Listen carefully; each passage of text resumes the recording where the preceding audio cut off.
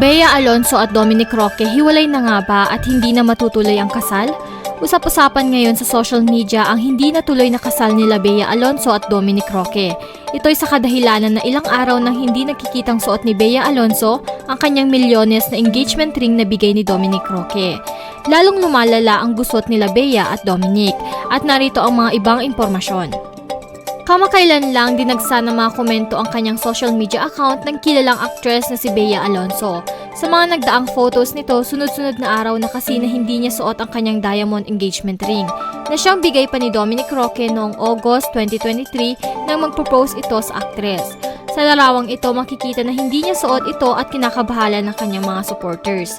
Mapapansin sa social media ni Roque, naka-limited comment section ito. Pawang mga kaibigan at pamilya ang tanging pwedeng mag-comment dito sa kanyang post. Ang huling post nito ang kanilang Japan trip. Nababahala ang mga fans na on the rocks ang relasyon nila Dominic at Bea na kamakailan lang nakipagkita ito sa mga solid friends na sina Dimples Romana at Bea So, kung saan ang caption nito may unpaid therapist, na tila ba nagsasabing naglabas ito ng hinaing sa kanyang matalik na kaibigan sa larangan ng showbiz. At isang linggo muli na nag-post ito kasama ang kanyang mga matalik na mga kaibigan na sina Bea So at Dimple Romana sa isang event at kitang-kita di umano ang kanyang kamay na wala ang nasabing diamond engagement ring. At isa pang malapit na photo ang kanyang in-upload na tila nagsasabing inalis niya talaga ito. Ayon naman sa iba na no-show sa nakaraang birthday party ng ina ni Dominic Roque si Bea Alonso. Kaya kumalat ang balita na posibleng hiwalay na ito at hindi na maitutuloy ang kasal ng dalawa. Pati sa gathering party ng kanyang pamilya na si Bea Alonso, makikita dito na wala ang kanyang fiancé na si Dominic Roque. Ngunit hindi pa naman kumpirmadong hiwalay na o may konting gusot lang sa pagitan ng dalawa na maaring maayos o masolusyonan ng dalawa. Ayon sa mga fans nila, naniniwala na maayos pa nila kung ano ang mga problema at maitutuloy ito sa takdang panahon. Samantala, ayon kay Roque, sagot niya sa ibang reporters, "The wedding is happening outside Metro Manila. The guest list is not yet complete, but our best friend, families, and relatives are going to be there," sabi ni Dominic. Pahayag naman ni Bea, Wala pang plano. Alam mo, wala pa talaga, so I can't tell you anything just yet," sabi ni Bea. Bea, malapit na yung wedding mo. Any updates on your wedding? Wala pa. Sorry, wala pa ma-share. Talaga, kumaga. Wala pa. You are close with Katnia. Are they invited to your wedding? Alam mo, wala pa talaga. So, I can't tell you anything just yet. But for you, what's your ideal kind of wedding? I'll tell you pag meron akong idea. But But right now, wala. planning, no? Planning na lang. I mean, we're getting there, but also we're very busy. Probably naman may mga ninang-ninong na, pero hindi niya pa pwedeng. Wala pa talaga.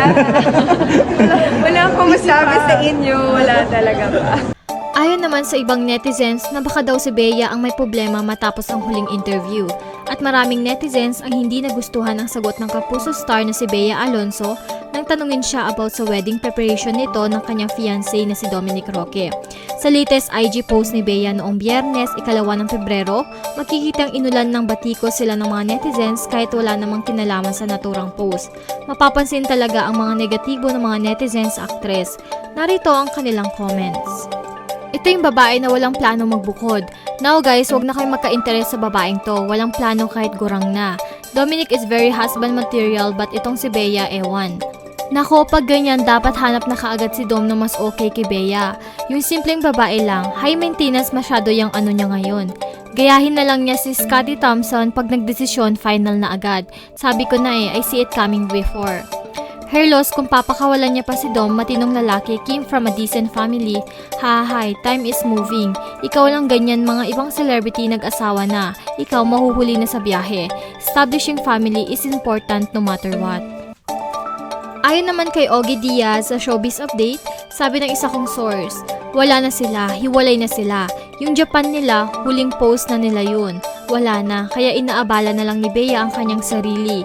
Binibisi na lang daw ni Bea ang kanyang sarili.